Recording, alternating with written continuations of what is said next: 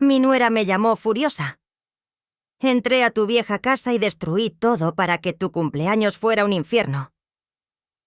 Pensé que había perdido la razón por completo. Entonces le respondí con calma. Querida, me mudé hace 3 meses. Ahora vive ahí un comandante de la policía. El silencio al otro lado de la línea fue ensordecedor, pero esa llamada no fue casualidad. Fue el final de 8 años donde mi propia familia me robó $260.000 mientras me hacían creer que estaba loca. Mi nombre es Esperanza. Tengo 67 años y esa noche descubrí que mi hijo y mi nuera habían planeado quitarme todo antes de que muriera. Lo que pasó después cambió nuestras vidas para siempre. Arrestos, juicios, investigadores privados y una donación de $150.000 que destruyó a mi familia, pero me devolvió mi alma. Porque resulta que subestimar a una mujer de 67 años fue el error más caro de sus vidas. Esta es la historia de cómo una llamada de venganza se convirtió en mi libertad y te aseguro que nunca más vas a permitir que tu propia familia te falte al respeto. Mi nombre es Esperanza. Tengo 67 años y esta es la historia de cómo una llamada telefónica cambió mi vida para siempre. Era un martes por la tarde. Yo estaba preparando mis tamales para mi cumpleaños al día siguiente cuando sonó el teléfono. Era Patricia, mi nuera, pero su voz sonaba diferente, llena de una furia que jamás había escuchado. Esperanza. Entré a tu vieja casa y destruí todo para que tu cumpleaños fuera un infierno. Me gritó con tanta rabia que tuve que alejar el teléfono de mi oído. Rompí tus platos favoritos, tiré toda tu ropa, destruí esos cuadros horribles que tanto amas. Quería que sufrieras como yo he sufrido todos estos años. Mi corazón se aceleró, pero no de miedo, sino de algo extraño, como alivio. Después de 8 años de soportar sus desplantes, sus manipulaciones, sus formas de controlar cada peso que gastaba, finalmente había mostrado su verdadera cara. Respiré profundo y le respondí con una calma que me sorprendió a mí misma. «Querida Patricia», le dije saboreando cada palabra. «Me mudé hace 3 meses. Ahora vive ahí el comandante García de la Policía Municipal». El silencio al otro lado de la línea fue ensordecedor. Podía escuchar su respiración agitada, probablemente procesando lo que acababa de decir. 3 meses. 3 meses en los que ni ella ni mi hijo Roberto se dieron cuenta de que me había mudado. 3 meses en los que no se molestaron en visitarme, en preguntarme cómo estaba, en saber si necesitaba algo.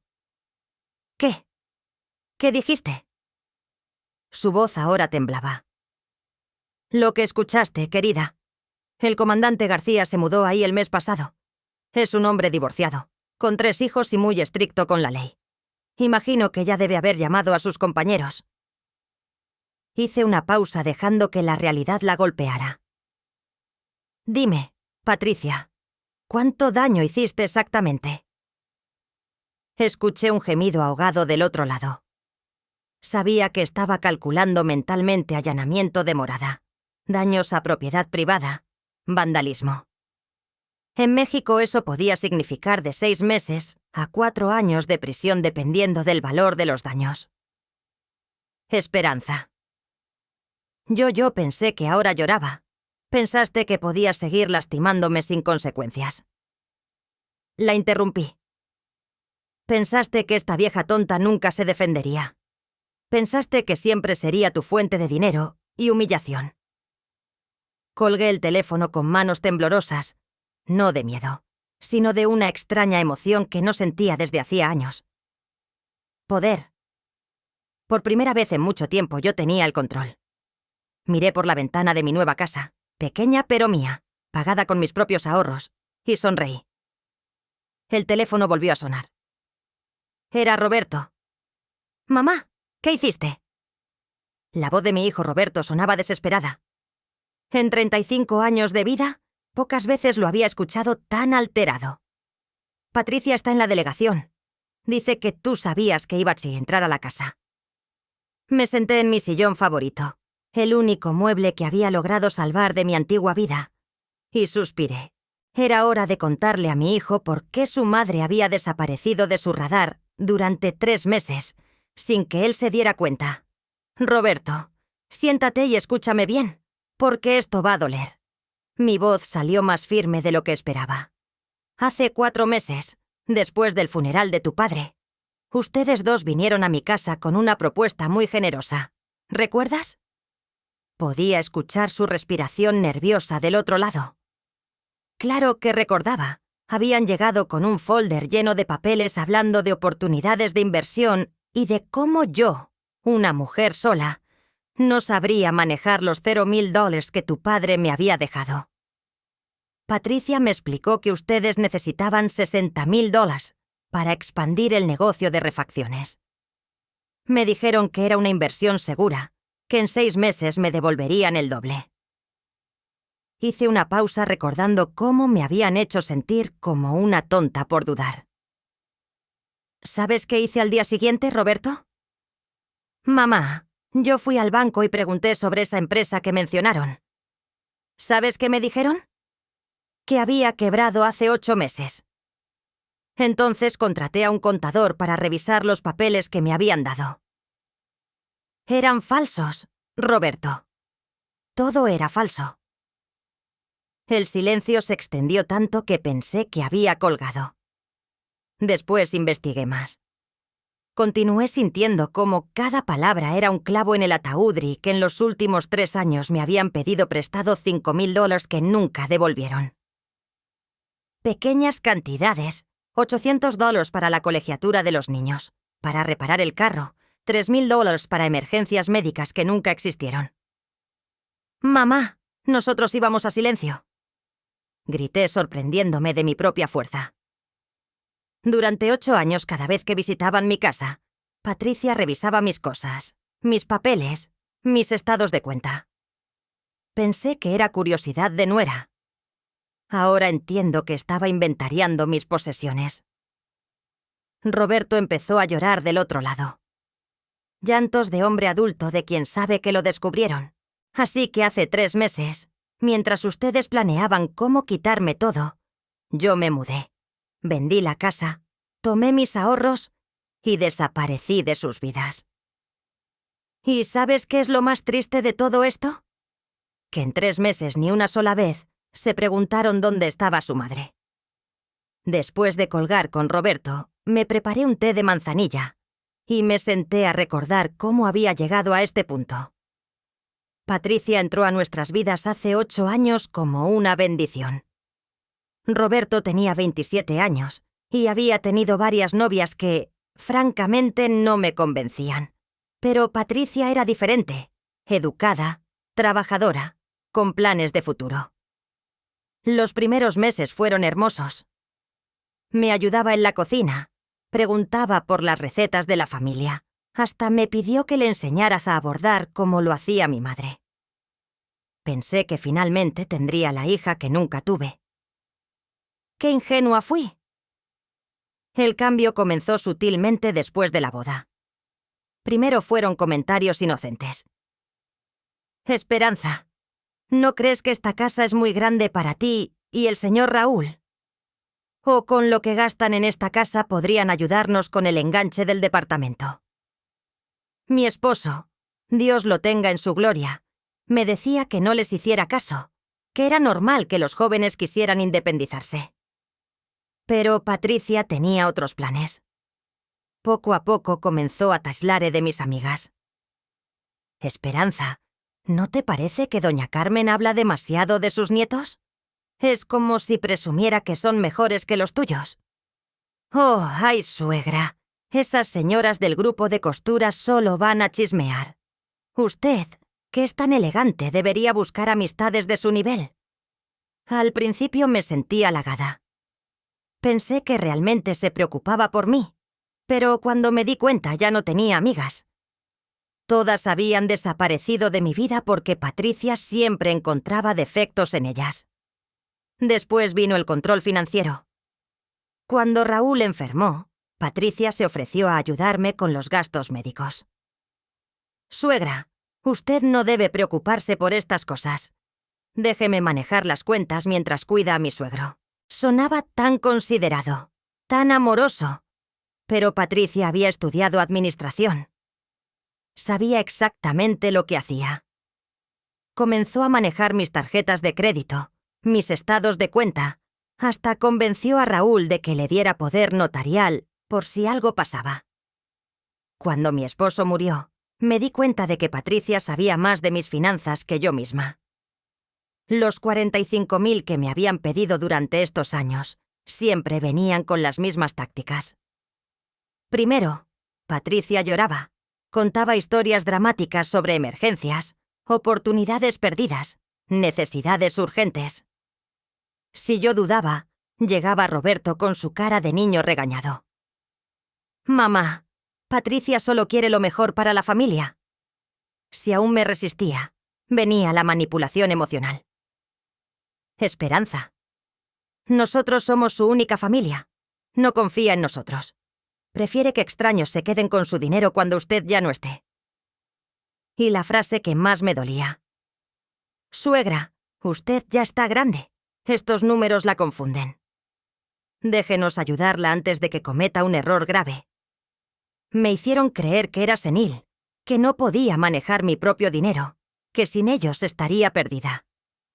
Durante 8 años me convencieron de que era una carga, un estorbo que debía estar agradecida de tener familia que la soportara. Hasta que Raúl murió, y finalmente pude ver la verdad. Mientras yo recordaba mi calvario, Patricia estaba viviendo el suyo en la delegación. Más tarde me enteré de toda la historia por el mismo comandante García, un hombre de 45 años, divorciado, padre de 3 adolescentes y con 20 años de servicio en la policía municipal. El comandante había comprado mi antigua casa hacía un mes. Después de un divorcio complicado, buscaba un lugar tranquilo para rehacer su vida con sus hijos. La casa le había parecido perfecta, amplia, en un barrio seguro, con un precio justo, porque yo tenía prisa por vender. Esa noche García había llegado tarde del trabajo. Sus hijos estaban con su madre hasta el fin de semana, así que pensaba desempacar algunas cajas y organizar su nueva oficina. Eran las 9:30 de la noche cuando escuchó ruidos extraños en la planta baja. Como policía experimentado, García sabía distinguir entre los sonidos normales de una casa, tubería, madera que se acomoda y algo fuera de lugar. Lo que escuchaba definitivamente no era normal. Cristales rompiéndose, muebles arrastrándose, golpes contra las paredes. Tomó su arma reglamentaria y bajó silenciosamente las escaleras. La luz de la cocina estaba encendida y podía escuchar a alguien maldiciendo en voz baja. Cuando llegó a la puerta, no podía creer lo que veía. Una mujer de unos 35 años, elegantemente vestida, destrozando sistemáticamente su cocina. Patricia había roto todos los platos que García había desempacado esa tarde. Había tirado la comida del refrigerador, volcado la mesa del comedor y estaba tratando de arrancar los azulejos de la pared con un martillo que había encontrado en el garaje. «¡Policía! ¡Manos donde pueda verlas!», gritó García apuntándola con su arma. Patricia se volvió con los ojos desorbitados. En su cara había una mezcla de furia y confusión, que García recordaría por años. «¿Quién es usted? ¿Qué hace en la casa de mi suegra?» «Señora, esta es mi casa. Usted está cometiendo allanamiento de morada y vandalismo». García mantuvo su arma apuntada mientras llamaba refuerzos con su radio. «Tire ese martillo y póngase contra la pared». «No, esta es la casa de Esperanza Morales. Yo tengo derecho de estar aquí». Patricia parecía genuinamente confundida, como si no pudiera procesar la realidad. «Señora, yo compré esta casa hace un mes. Tengo las escrituras, los recibos, todo legal. La señora Morales la vendió y se mudó». García se acercó lentamente, manteniéndola bajo control. «Ahora explíqueme qué hace destrozando mi hogar. Cuando llegaron los refuerzos, Encontraron a Patricia sentada en el suelo llorando y repitiendo una y otra vez: ella me mintió. La vieja me mintió. Se suponía que yo iba a hacerla sufrir. El comandante García calculó los daños.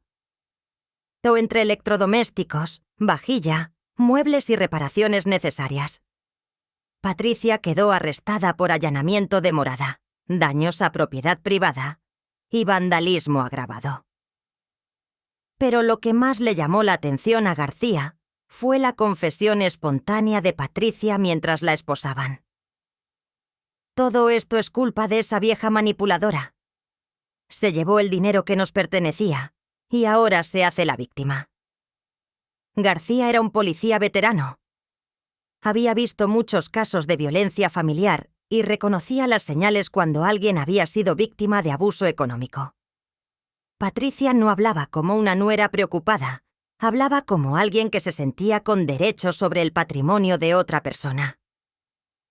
Esta noche, mientras escribía su reporte, García decidió hacer algo que normalmente no haría: buscar a la señora Esperanza Morales para contarle personalmente lo que había pasado. A las 7 de la mañana siguiente, alguien tocó mi puerta con desesperación. Era Roberto, pero no el Roberto exitoso y seguro de sí mismo que conocía. Este Roberto tenía ojeras profundas, la ropa arrugada y una expresión de pánico que no había visto desde que era niño, y se perdió en el mercado. «Mamá, tienes que ayudarme». Entró sin esperar invitación, mirando mi nueva casa como si fuera la primera vez que la veía. En realidad era la primera vez que la veía. Patricia está en la cárcel. Dice que tú le atendiste una trampa. Dice que sabías lo que iba a hacer. Me quedé en la puerta sin invitarlo a sentarse. Después de 35 años de ser su madre, de darle todo, de sacrificar mis propios sueños por los suyos, mi hijo llegaba a mi casa solo cuando necesitaba algo. «Buenos días, Roberto. Yo estoy bien.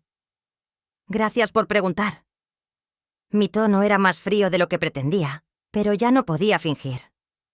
«No tengo tiempo para cortesías. Necesito $30,000 para la fianza de Patricia». Se paseaba por mi pequeña sala como animal enjaulado.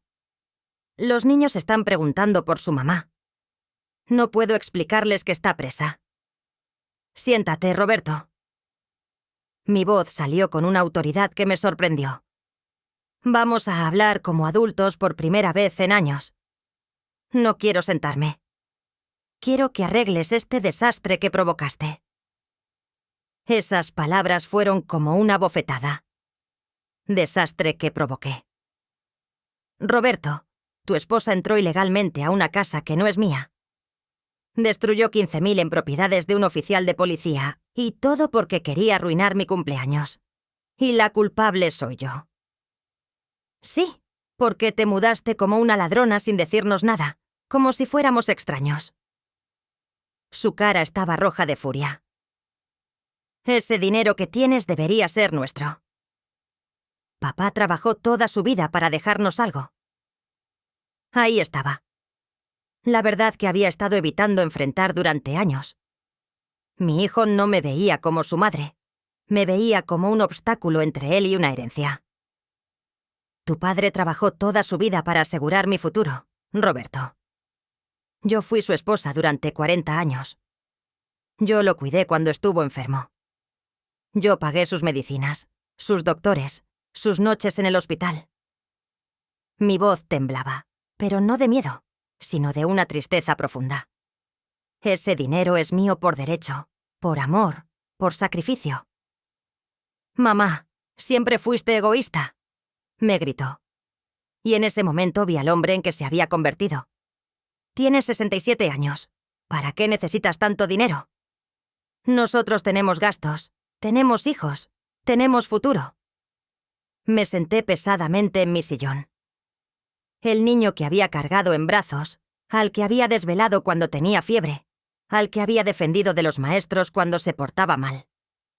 Ese niño había muerto en algún momento, y yo no me había dado cuenta. ¿Sabes qué es lo más triste de todo esto, Roberto? Le pregunté sintiendo cómo se me quebraba el corazón. ¿Que en 3 meses no te diste cuenta de que tu madre había desaparecido? 3 meses, hijo.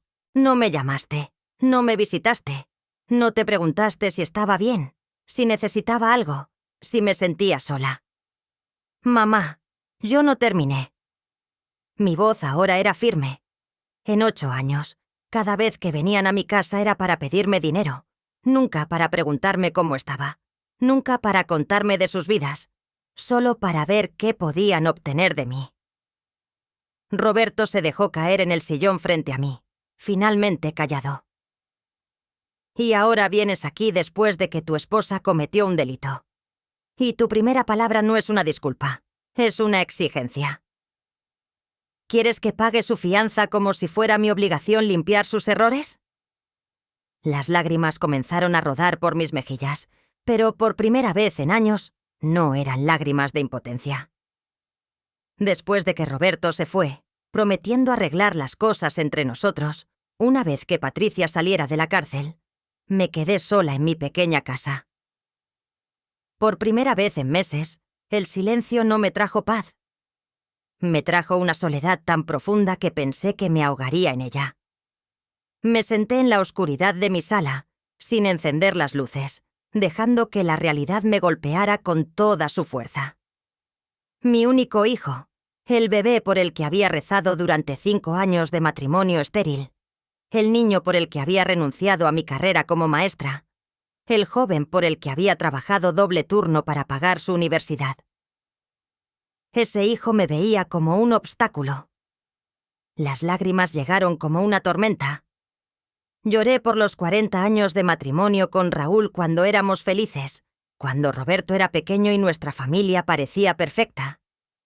Lloré por las ilusiones perdidas, por la nuera que pensé que me amaría como a una madre, por los nietos que ahora verían a su abuela como la mala del cuento. Pero sobre todo, lloré por la madre que había sido, en qué me había equivocado. Cuando Roberto dejó de verme como su madre y comenzó a verme como una fuente de dinero, había sido demasiado condescendiente, demasiado generosa, demasiado débil. Recordé cuando Roberto tenía 8 años y se enfermó de neumonía. Pasé 3 semanas durmiendo en una silla junto a su cama de hospital, sin importarme mis propias necesidades. Recordé cuando cumplió 15 y quería una bicicleta carísima que no podíamos permitirnos. Raúl y yo trabajamos horas extra durante meses para comprársela. Recordé su graduación universitaria cuando me abrazó frente a todos sus compañeros y dijo: «Todo lo que soy se lo debo a mi madre». ¿Qué había pasado con ese Roberto? ¿Cuándo se convirtió en este hombre que me gritaba por no dar más dinero? A las 3 de la madrugada llamé a mi hermana Luz, que vive en Guadalajara. Necesitaba escuchar una voz familiar, alguien que me recordara quién era, antes de convertirme en la suegra rica que todos querían explotar. «Esperanza, ¿qué pasa? ¿Estás bien?» Luz sonaba preocupada. «Luz, creo que perdí a mi hijo. Le conté todo. La mudanza secreta, los fraudes descubiertos, la arrestada de Patricia, la pelea con Roberto». «Ay, Germana», suspiró Luz después de escuchar mi historia. «Roberto siempre fue consentido. Mamá nos decía que le dabas demasiado. Pero, ¿cómo pude crear un monstruo así? ¿Cómo pude fallar tanto como madre?» «Esperanza, escúchame bien. No fallaste como madre. Fallaste como mujer al no ponerte límites. Hay una diferencia».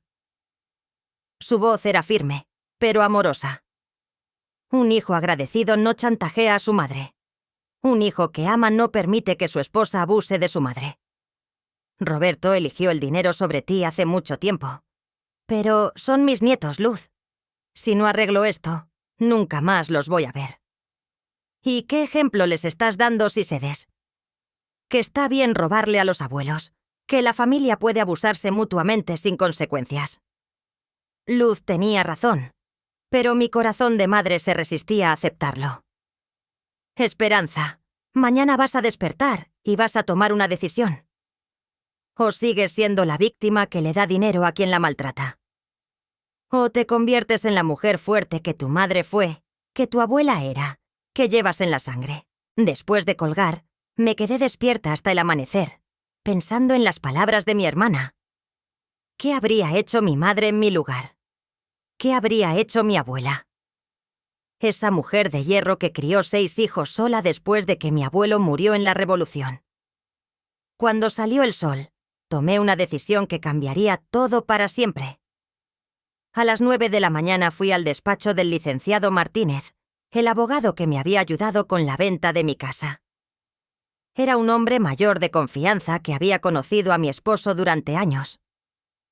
Licenciado, necesito contratar un investigador privado. Quiero saber exactamente qué han hecho mi hijo y mi nuera con mi dinero durante estos años. Esperanza, ¿estás segura?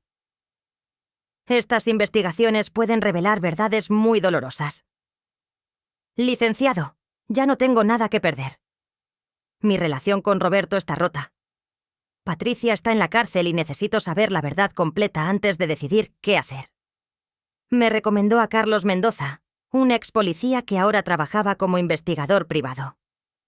Le pagué $8,000 por adelantado y le di toda la información que tenía. Números de cuentas, fechas de los préstamos, nombres de los negocios donde Roberto supuestamente había invertido.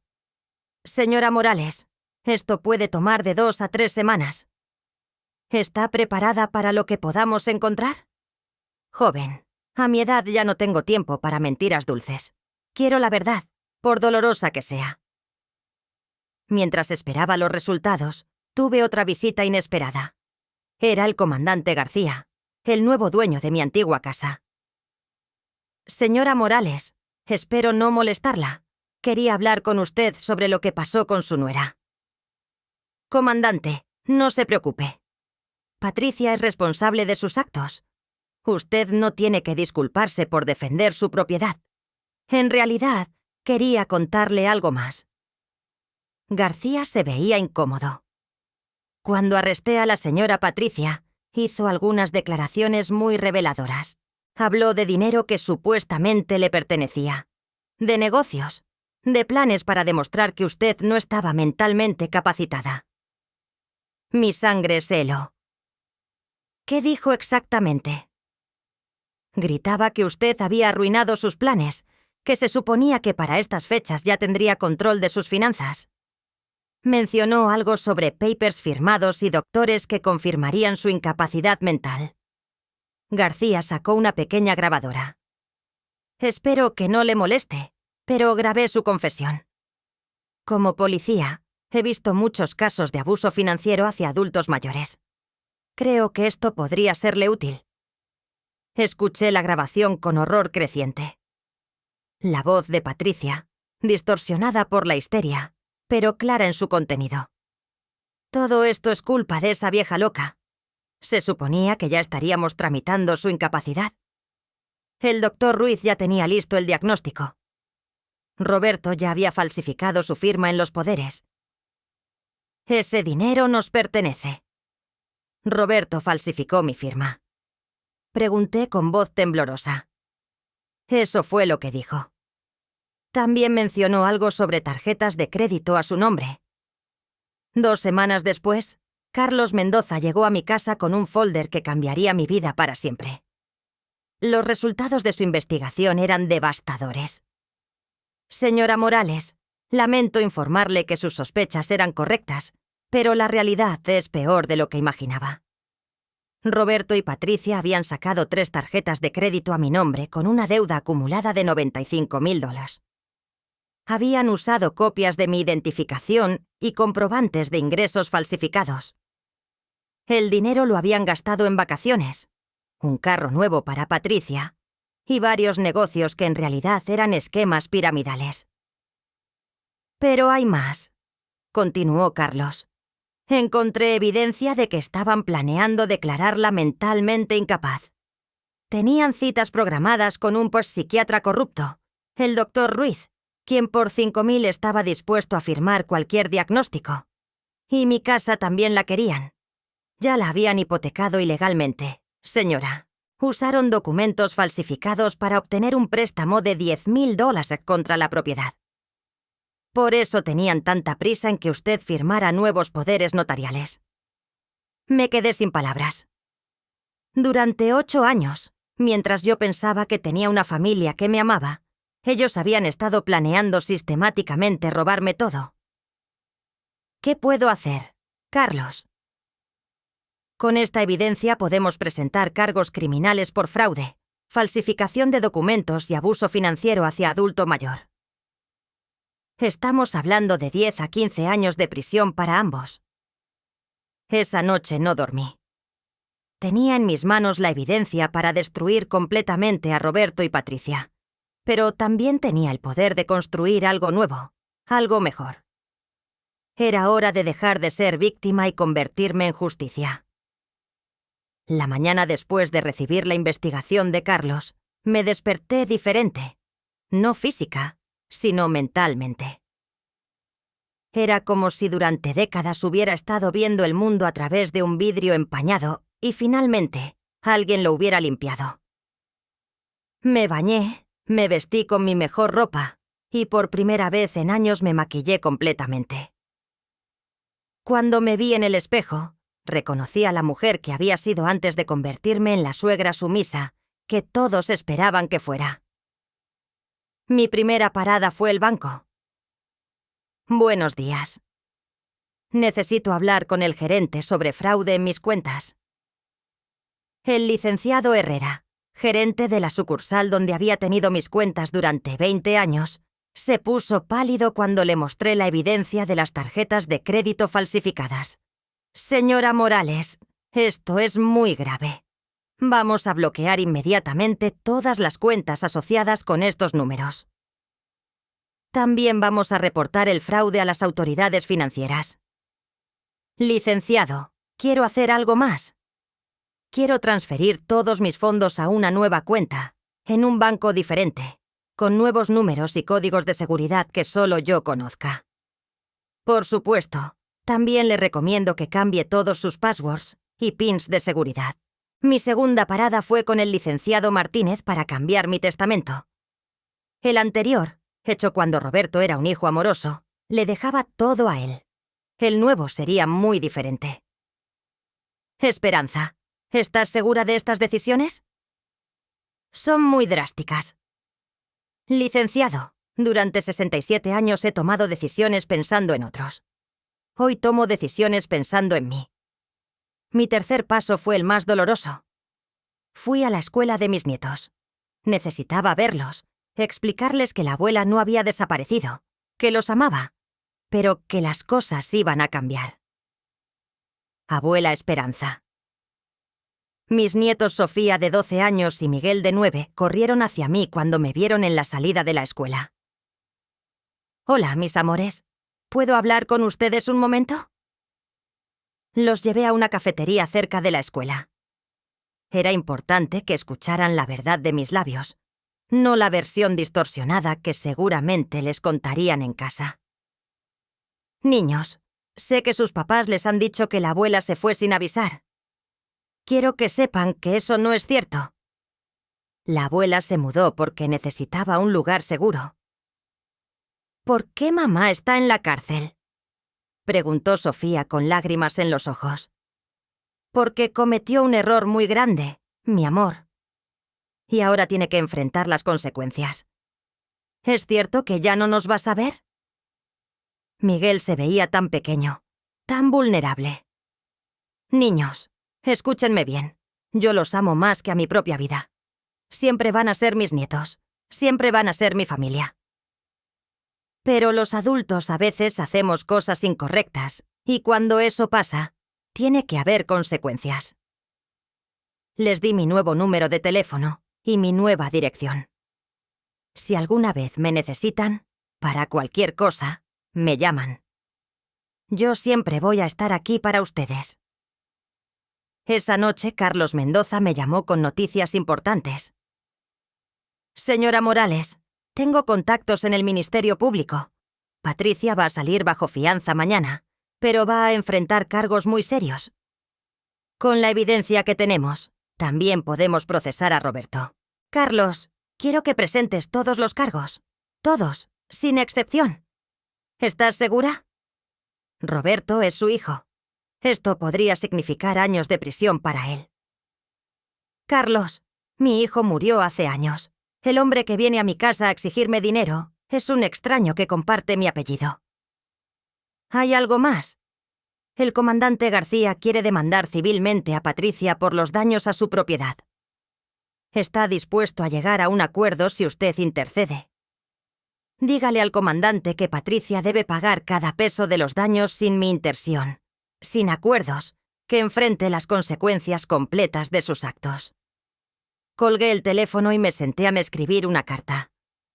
Una carta para Roberto que nunca enviaría, pero que necesitaba escribir para cerrar el ciclo. Roberto, durante 35 años fui tu madre. Te di todo lo que tenía, mi tiempo, mi energía, mi dinero, mi amor. Pensé que estaba criando a un hombre bueno, honesto, que me cuidaría en mi vejez, como yo cuidé de él en su niñez. Me equivoqué. Criaste a un hombre que roba a su propia madre. Hoy dejo de ser tu víctima. Hoy empiezo a ser tu consecuencia. Mañana comenzaría la guerra. Pero por primera vez en años yo tenía las armas. El día del juicio llegó con una lluvia persistente que parecía reflejar el ambiente tenso en el juzgado. Patricia había salido bajo fianza 3 semanas antes, pero los cargos contra ella habían crecido exponencialmente. Ya no solo enfrentaba vandalismo y allanamiento, ahora enfrentaba fraude bancario, falsificación de documentos y abuso financiero hacia adulto mayor. Roberto llegó al juzgado con Patricia. Ambos vestidos elegantemente, probablemente gastando dinero que no tenían en abogados caros. Me vieron entrar y Roberto intentó acercarse, pero mi abogado lo interceptó. «Tu madre no quiere hablar contigo», le dijo el licenciado Martínez firmemente. «Es mi madre. Tengo derecho a hablar con ella». Roberto parecía desesperado. «Señor Morales, su madre es la víctima en este caso. Usted es uno de los acusados. No tienen nada que hablar».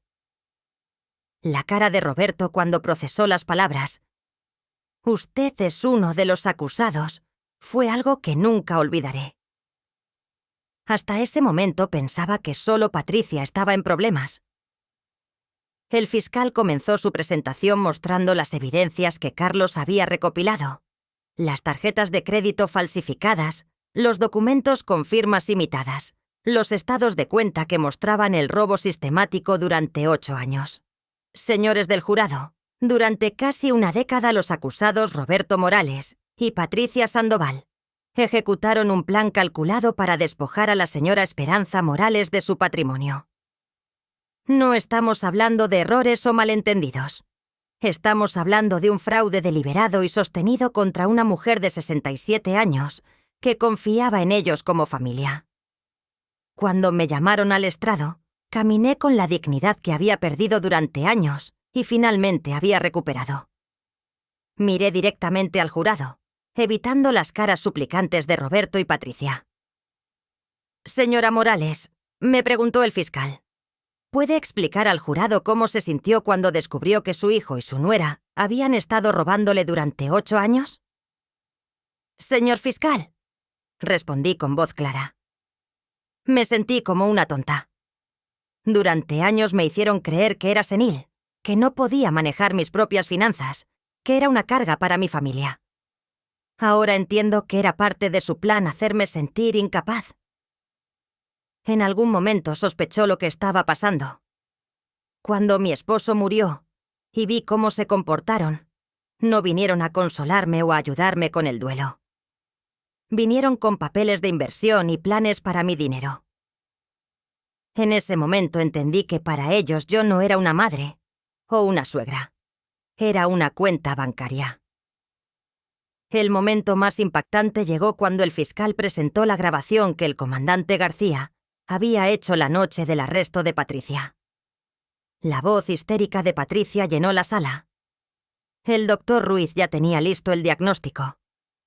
Roberto ya había falsificado su firma en los poderes. Ese dinero nos pertenece.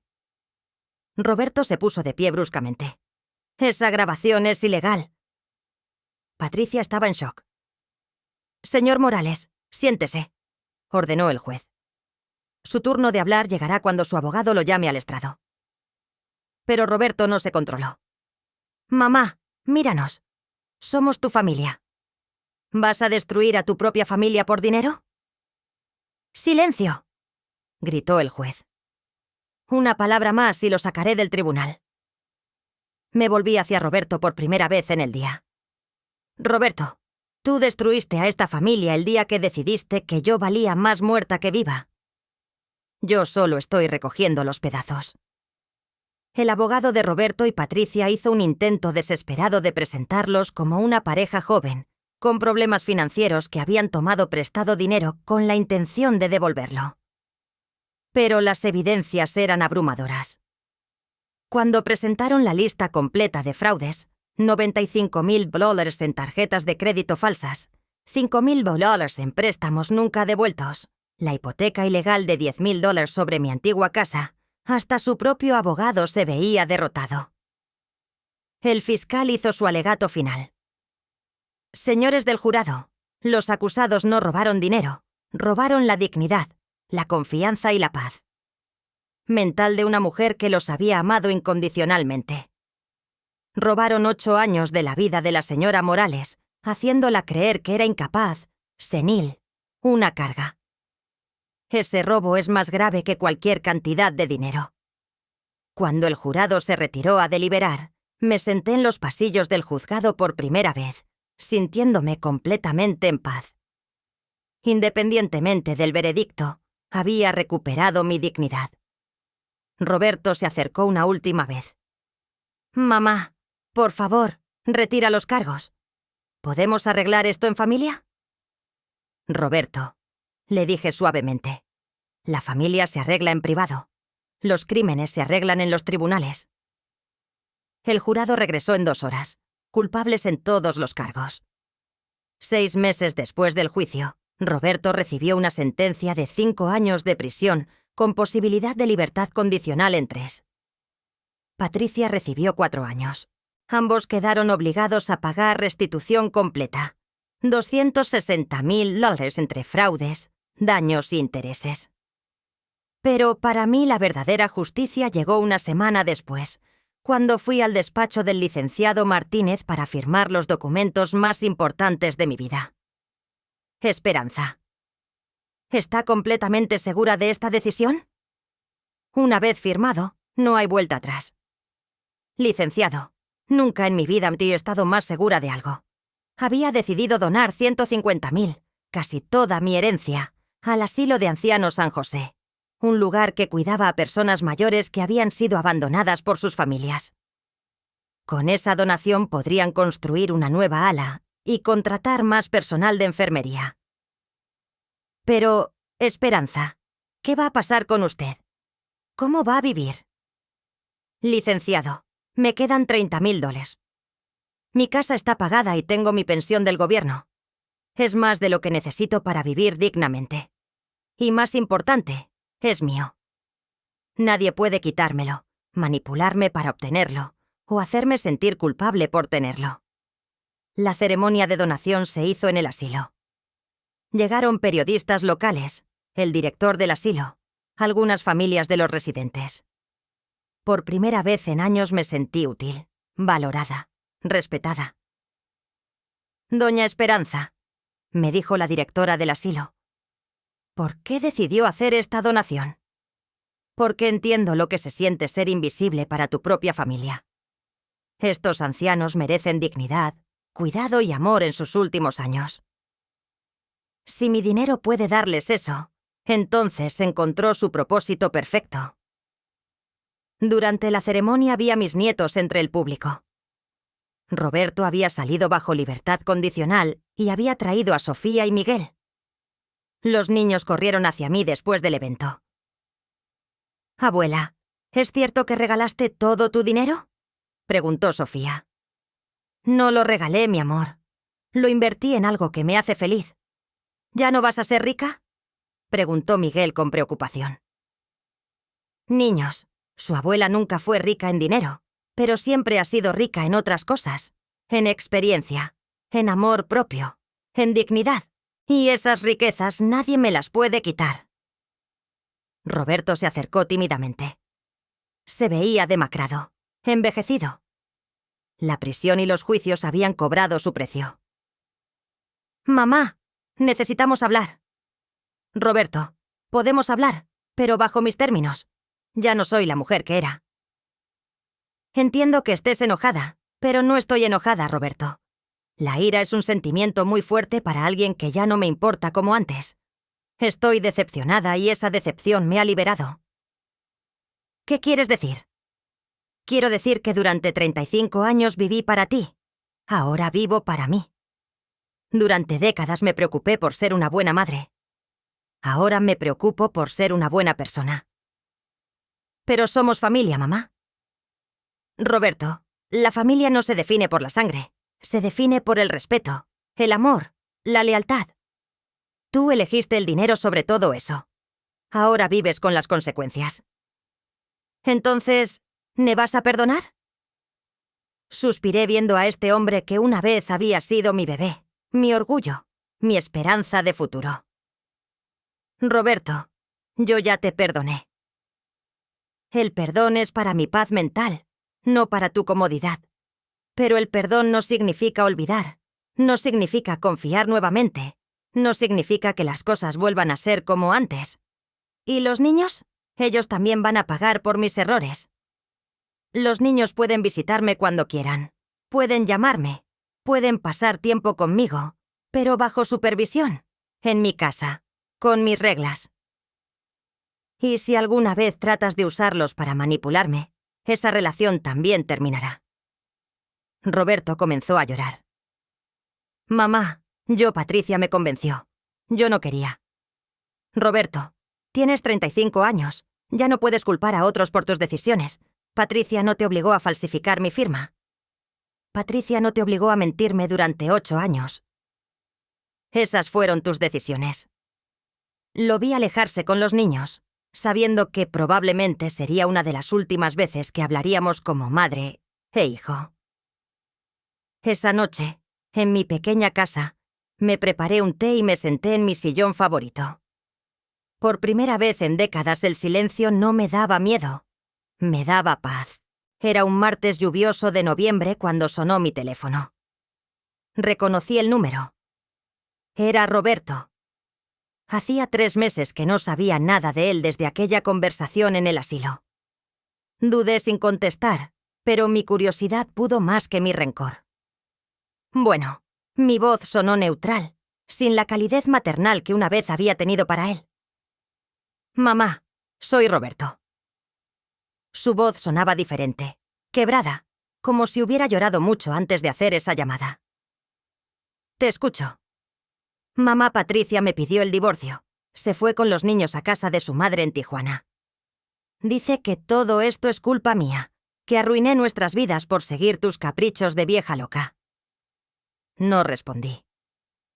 Después de meses de terapia con la psicóloga del asilo, había aprendido que los silencios a veces dicen más que las palabras.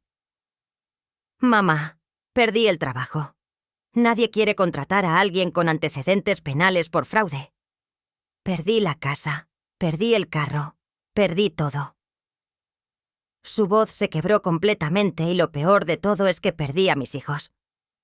Patricia les dice que yo soy un criminal, que por mi culpa la abuela los abandonó. ¿Y qué quieres que haga, Roberto? No quiero dinero, mamá. Ya sé que no tienes. Solo quiero que sepas que tenías razón. Patricia me manipuló durante años, pero yo la dejé. Yo elegí creer que merecía tu dinero más que tú. Yo elegí verte como un obstáculo en lugar de como mi madre. Por primera vez en meses sentí una punzada de dolor maternal, pero ya no era el mismo dolor ciego que me había controlado durante años. Era un dolor consciente, analítico. Roberto, ¿sabes cuál es la diferencia entre arrepentimiento y remordimiento? No entiendo, mamá. El arrepentimiento es cuando lamentas haber lastimado a otros. El remordimiento es cuando lamentas las consecuencias que tú mismo sufres. ¿De cuál estamos hablando? El silencio se extendió tanto que pensé que había colgado. Mamá, creo que de los dos. Me duele haberte lastimado, pero también me duele estar solo, sin dinero, sin familia. Al menos eres honesto. ¿Hay alguna posibilidad de que podamos, no sé, empezar de nuevo? No como antes, pero algo. Me levanté de mi sillón y caminé hacia la ventana, viendo la lluvia caer sobre mi pequeño jardín. La pregunta de Roberto colgaba en el aire como una promesa y una amenaza al mismo tiempo. Roberto, ¿sabes qué he aprendido en estos meses? ¿Qué, mamá? Que el amor de madre no se acaba, pero se transforma. Durante 35 años, mi amor por ti fue ciego, incondicional, destructivo. Te di todo sin enseñarte el valor de nada. Te protegí tanto de las consecuencias que nunca aprendiste a ser responsable. Mamá, yo no terminé. Mi voz era firme, pero no cruel. Ahora mi amor por ti es diferente. Es un amor que quiere verte crecer, que quiere que seas un hombre de bien, pero que ya no va a sacrificar mi dignidad por tu comodidad. Eso significa que hay una oportunidad. Significa que si realmente quieres reconstruir algo conmigo, va a ser bajo mis términos. No habrá dinero, Roberto. No habrá préstamos, ni ayudas, ni emergencias que yo tenga que resolver. Tendrás que aprender a vivir con lo que tú mismo consigas. Entiendo, de verdad, porque la primera vez que vengas a pedirme dinero para la renta, o para los niños, o para cualquier emergencia, esa será la última vez que hablemos. Mamá, ya no tengo derecho a pedirte nada, lo entiendo. Y otra cosa, Roberto, si quieres una relación conmigo, tendrás que ir a terapia, no porque esté loca o porque seas malo, sino porque necesitas entender cómo llegamos hasta aquí. ¿Tú irías también? La pregunta me sorprendió. Si eso te ayuda a dormir, créelo. Pero la confianza es como un espejo roto. Roberto, puedes pegar los pedazos, pero siempre verás las grietas. Le dije con una frialdad que me heló hasta a mí misma cuando me preguntó si algún día volvería a verlo como mi hijo. Mi hijo murió el día que falsificaste mi firma. El hombre con el que hablo ahora es un extraño intentando nacer. Le impuse mis condiciones. 6 meses de trabajo honesto, 0 ayuda financiera y terapia obligatoria. Colgué el teléfono y sentí que me quitaba un chaleco de plomo de encima. Porque por primera vez, mi paz no dependía de su respuesta. Han pasado 2 años desde ese ultimátum, y la vida me ha dado la revancha más dulce. Roberto tragó su orgullo y ahora maneja una furgoneta de reparto. Paga su deuda centavo a centavo, y nuestras citas mensuales de café son incómodas pero reales, sin mentiras, sin máscaras. Patricia nunca volvió de Tijuana. Se casó con otro hombre que también vive de apariencias, karma puro. Pero mi nieta Sofía me llama a la escondidas y me dice: «Abuela, quiero ser como tú». Y eso vale más que todo el oro del mundo. En el asilo San José inauguraron el Pabellón Esperanza Morales. Un honor que me recuerda que mi legado no es el dinero que casi me roban, sino las vidas que ahora toco. He formado una red de abuelas de acero. Ayudamos a otras mujeres a blindar sus patrimonios y a entender que el amor de madre no significa ser un cajero automático. Hoy administro mis 30.000 pesos con la precisión de un relojero.